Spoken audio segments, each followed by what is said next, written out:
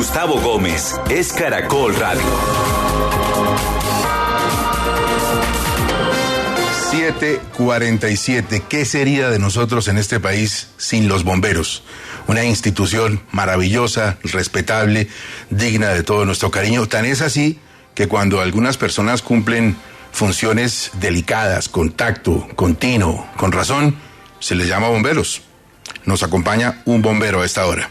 El exministro de Hacienda, José Antonio Ocampo. Exministro, qué gusto tenerlo en Caracol Radio. Buenos días. No, buenos días. Bueno, gracias por la caracterización. Oiga, pero lo de bombero es bonito. Cuando uno le dicen bombero, uno se siente orgulloso de que hace una tarea en la que por ningún lado puede decirse que haga daño. Bueno, muchas gracias, de verdad. Exministro, ¿cómo se siente hoy habiendo dejado el ministerio después de una tarea que fue señalada por tirios y troyanos como valiosa, como clave? ¿Le queda satisfacción de lo que hizo? ¿Le queda tristeza? ¿Cómo está el corazón? No, pues me queda mucha satisfacción porque realmente los mensajes que he recibido de todo el espectro político después de mi retiro ha sido excelente. O sea, siento que he cumplido mi tarea muy bien. Muchas gracias. ¿De qué se va con más satisfacción? ¿Una o dos decisiones que usted haya tomado, que estén aplicándose, que usted sienta que le ahorraron al país muchos dolores de cabeza? Bueno, yo diría en primer lugar la reforma tributaria, que por lo demás es la única reforma aprobada bajo la administración Petro, y creo que tiene la gran ventaja de que permite hacer al mismo tiempo el aumento del gasto social con el ajuste fiscal. Y la segunda es el haber logrado estabilizar la economía, la macroeconomía del país frente a muchas especulaciones que hubo al inicio del gobierno. Yo diría desde fines de octubre se ve claramente la tendencia a la tasa de cambio y aún más en la tendencia a las tasas de interés de los bonos de deuda pública, los TES, que bajaron casi 4 puntos porcentuales. O sea, realmente me siento muy satisfecho con eso y además celebro que el ministro Bonilla haya anunciado que va a continuar con esa política. Exministro, ¿qué le quedó faltando? ¿Qué dice usted? Ay, caramba, me hubiera gustado que el presidente Gustavo Petro me hubiera oído más, con más atención en este punto específico. No, yo creo que fuimos muy bien, pues obviamente ha habido discusiones en torno a la magnitud, por ejemplo, de la edición presupuestal, pero un tema que realmente quedó crítico y en los últimos informes que le tuve oportunidad de darle al presidente Petro es la baja ejecución de las entidades públicas. Es un tema que es muy importante porque, digamos, si se hace un esfuerzo para aumentar los ingresos públicos para que haya más gasto, pero no hay los programas en ejecución, pues realmente si se quiere se está perdiendo una parte importante del esfuerzo o quizás la parte más importante del esfuerzo, que es precisamente la ejecución de los programas públicos. ¿Qué va a hacer ahora? ¿Va a recuperar su papel académico? ¿Va a asesorar a alguna entidad a nivel internacional? ¿Cuál es su futuro? Pues es una cosa hermosa.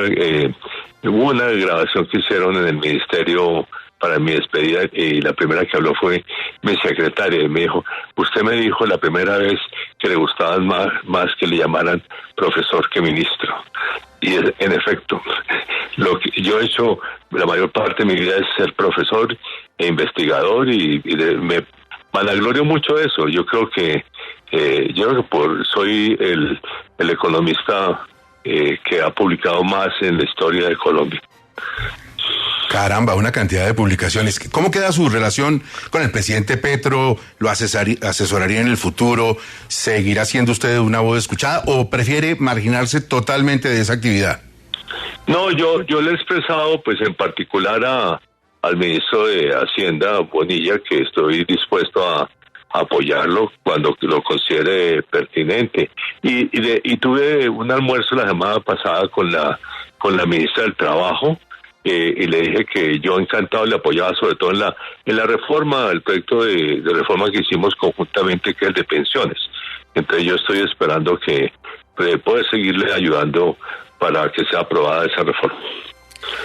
Exministro Campo, con los buenos días. Con razón, Gustavo, le decía a usted, bombero, y usted dejó extintores para precisamente generar esa confianza en el manejo económico y que las reformas que se hagan sean compatibles con la regla fiscal.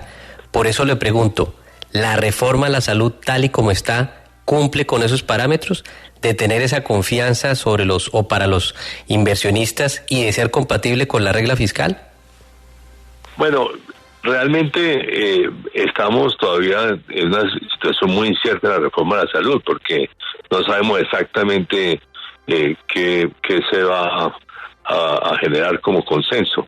Yo celebro además que el nuevo ministro de Salud realmente esté tratando de hacer un esfuerzo para llegar a un acuerdo. Creo que el gran error, el que generó además la crisis política, fue la intransigencia de la ministra Corcho. Doctor Ocampo, se viene aumentando el precio de la gasolina y el Fondo de Estabilización, de acuerdo con las cuentas que usted tenía antes de dejar el ministerio, es que este año iba a estar por 23, 24. ¿Usted es partidario de revisar la actual fórmula para evitar que siga aumentando ese precio mensualmente entre 400 y 600 pesos?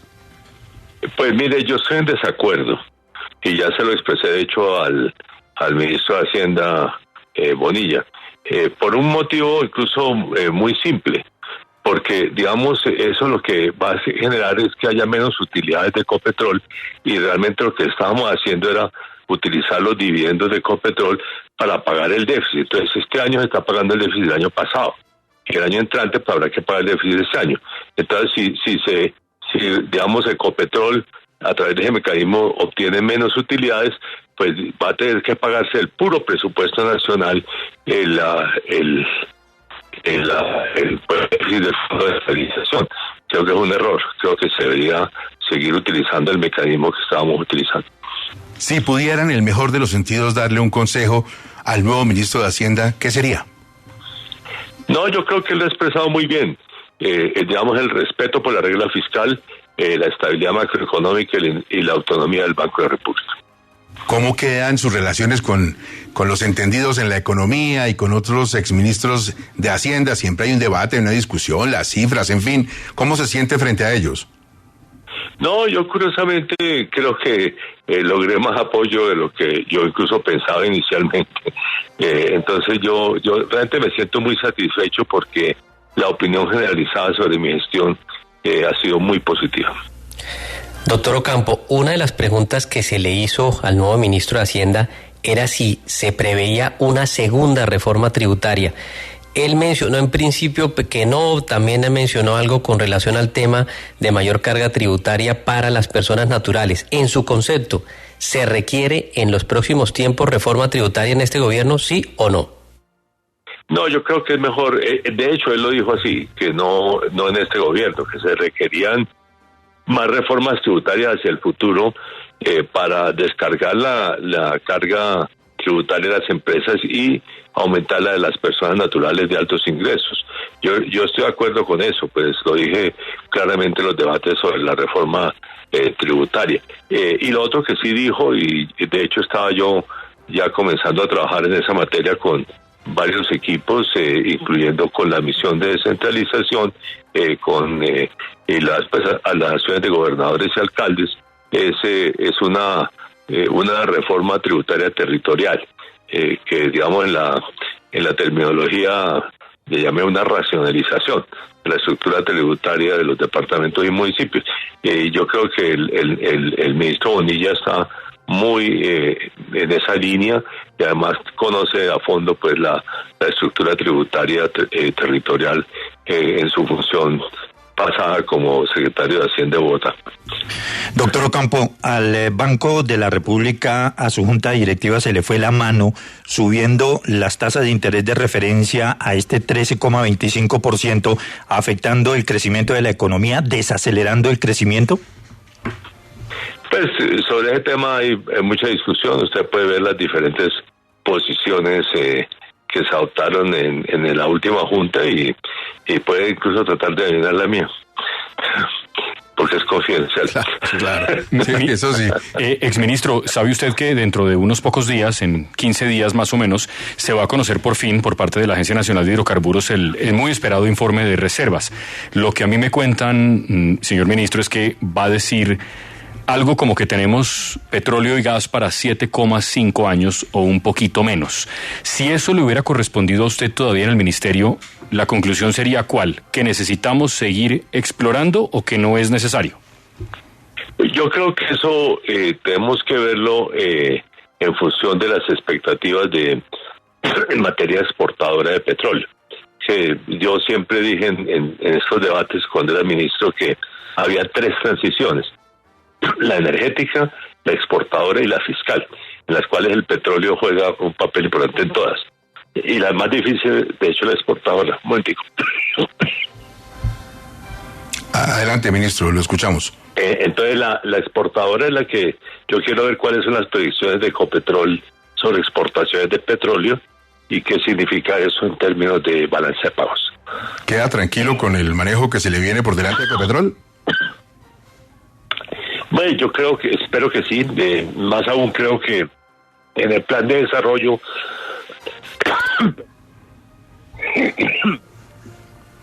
no fue aprobado un artículo que le daba unas funciones muy grandes en materia de generación eléctrica. Yo creo que Ecopetrol es ante todo una productora de petróleo y gas y de los productos asociados a ella. Por ejemplo, el hidrógeno verde es una alternativa muy importante, pero no tiene que ser una generadora. En otras palabras, no es una ISAGEN. Además, el gobierno tiene 7 empresas eléctricas adicionales que puede trabajar excelentemente con ellas en materia de generación eléctrica. Usted que era el hombre de la chequera y hay tanto colombiano que escucha Caracol Radio y que está pensando en su casita, ¿cree que va a lograr el sector financiero ajustarse a las modificaciones que le hicieron al programa Mi Casa Ya o eso se va a enredar un poquito? No, yo creo que con el presupuesto adicional que espero se le asigne a Mi Casa Ya, completa el financiamiento de los que ya tenían o estaban en proceso de comprar su casa.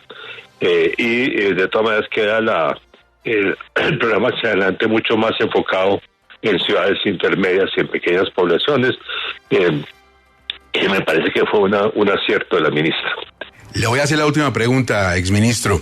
A pesar de que sé que eso le causó una serie de dolores de cabeza dentro del gobierno, ¿se sigue ratificando en que quedó usted satisfecho con la elección del señor Bajamón como gerente de la federación? Pues mire, le voy a señalar una cosa muy enfáticamente. Durante todo ese proceso que fue muy conflictivo, lo que yo señalé en nombre del gobierno y con el apoyo de la ministra de Agricultura, el ministro de Comercio y el director del DNP, era que había que garantizar la unidad del gremio cafetero. Y eso se logró plenamente. Además, con el nombramiento de una persona que tiene una capacidad técnica gerencial importante y es por otra parte cafetero. Entonces, y ha hecho además en su discurso de posesión y en muchos mensajes posteriores una señal muy clara de que quiere hablar con el presidente. Las cosas del pasado hay que enterrarlas. Y creo que hay que buscar mirar hacia adelante y trabajar estrechamente. La Federación Nacional de Cafeteros es el gremio más representativo de cualquier sector en Colombia y espero pues que se encuentre una forma, de seguir adelante y trabajar estrechamente con ellos. Arrancando esta entrevista, usted dijo que estaba satisfecho con los comentarios positivos sobre su gestión y tiene por qué estarlo. Estamos totalmente de acuerdo. Exministro José Antonio Campos, señor bombero, muchísimas gracias y esperamos contar con usted en Caracol Radio como analista y entrevistado frecuentemente. Faltaba más. Bueno, encantado de poder colaborar con ustedes. Muchas gracias. Ustedes han sido muy cordiales conmigo siempre. Hasta luego, exministro. Muy amable. Bueno, muchas gracias.